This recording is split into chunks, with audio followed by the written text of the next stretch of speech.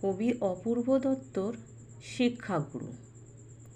আমি যখন রোজ বিকেলে আঁকার খাতা নিয়ে আপন মনে ছবি আঁকি রং পেন্সিল দিয়ে, তখন আমার চোখের সামনে উঠোনের চারপাশে র্যাপিড বইয়ের 22 পাতার সেই ছবিটা ভাসে। মাথায় সাদা পাকড়ি, চোখে চশমা, মুখে হাসি, বয়সটা ঠিক যায় না বোঝা, 60 কিংবা 80। আঁকার পরে বাবার কাছে তার কথা রোজ শুনি। লেখাপড়ায় তিনি ছিলেন জগৎ সেরা গুণী। যার নামেতে, যার কথাতে লুকিয়ে আছে জাদু, তিনিই হলেন সর্বপল্লী রাধাকৃষ্ণান দাদু।